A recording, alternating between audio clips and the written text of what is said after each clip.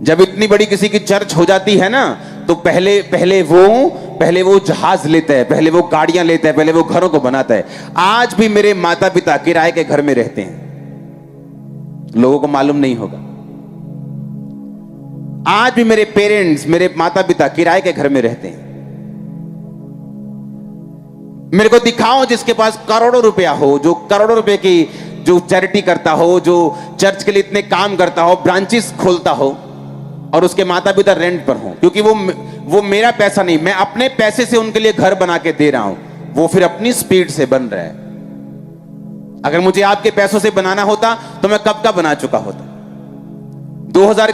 2011 में जब ये चर्च पंजाब की सबसे बड़ी चर्च हो गई थी, 2011 में ही, मेरे पास अपनी कार नहीं थी। तब भी एक विश्वासी मुझे घर से लेने के लिए आता था और घर से यहां से पिक करके, ऐसा नहीं कि ये जानबूझ के था, मेरे को जरूरत नहीं, क्योंकि मैं निकलता नहीं घर से। आपने मुझे कभी मार्केट में नहीं देखा होगा। अगर मैं निकलता हूं तो ब्रांच के लिए निकल जाता हूं, कहीं घूमने जाना हो तो देश के बाहर चला जाता हूं, बस दैट्स इट।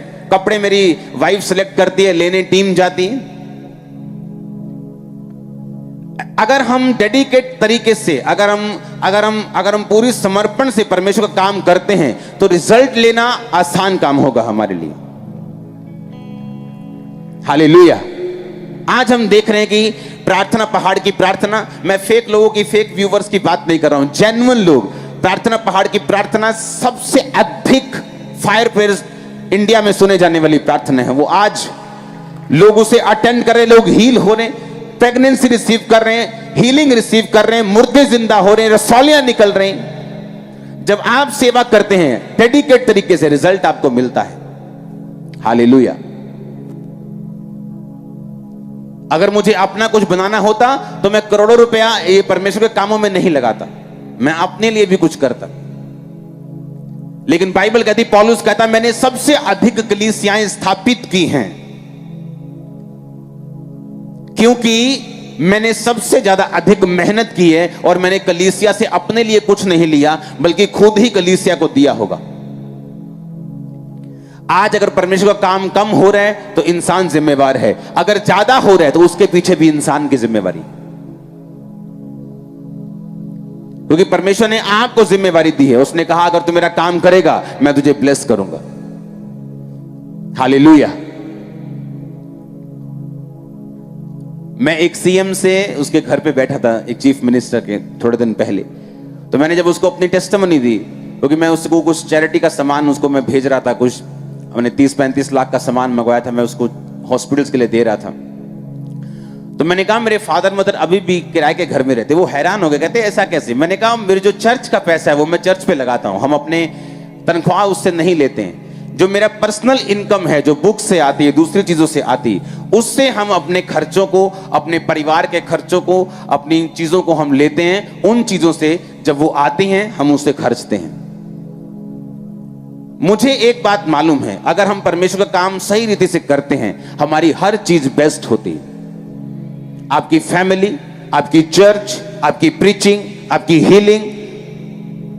कितने मेरी बात को समझ रहे हैं? परमेश्वर की सेवा करने के 1000 नहीं, 10 लाख नहीं, 10 करोड़ फायदे होंगे, और वो फायदा यहीं तक सीमित नहीं, वो आसमान तक आपका पीछा करेगा, अनंत जीवन तक आपका पीछा करेगा। हालेलुया। मैंने को इस बात की नॉलेज शुरू से थी कि परमेश्वर आपको वो सब चीजें देता जाता है जिसकी आपको जरूरत है। अपने समय के मुताबिक वो आपकी सारी जरूरतें पूरी करता है, अगर आप परमेश्वर के किंगडम के लिए, अगर आप उसके राज्य के लिए खड़े हैं तो। अगर आप उसके राज्य के लिए खड़े हैं, आप उसके किंगडम के लिए खड़े हैं, तो परमेश्वर आपकी सारी जरूरतों को पूरा करता है। आज चर्च लाखों रुपए के काम करता है, हां, लेकिन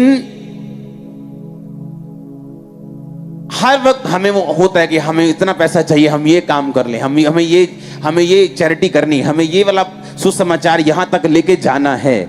आप जानते हैं, ये चर्च को कोई फॉरेन से सपोर्ट नहीं थी कि 100 करोड़ आ रहा है, 50 करोड़ आ रहा है, 10 करोड़ आ रहा है, लेकिन परमेश्वर इस चर्च की जरूरतों को पूरा करता गया, क्योंकि ये चर्च परमेश्वर के लिए खड़ी थी, ये उसके राज्य को बढ़ाने के लिए खड़ी थी। आप जब परमेश्वर की सेवा के लिए खड़े हो जाते हैं, होता क्या है? हेवन आपका पीछा करता है, आपकी पर्सनल और आपकी जो आत्मिक क्षेत्र की सारी फाइनेंशियल आत्मिक क्षेत्र की भी वो पूरी करता है। आपकी सारी जरूरतें वो पूरी करता है। आपके घरों में जो शादियां होंगी वो इतनी ब्लेस्ड होंगी कि दूसरे लोग सोचेंगे कि आपके पास करोड़ों रुपया पड़ा है, लेकिन उन्हें ये नहीं मालूम कि आपके पास परमेश्वर है। वो आपको शर्मिंदा नहीं होने देता क्योंकि आप उसकी सेवकाई में।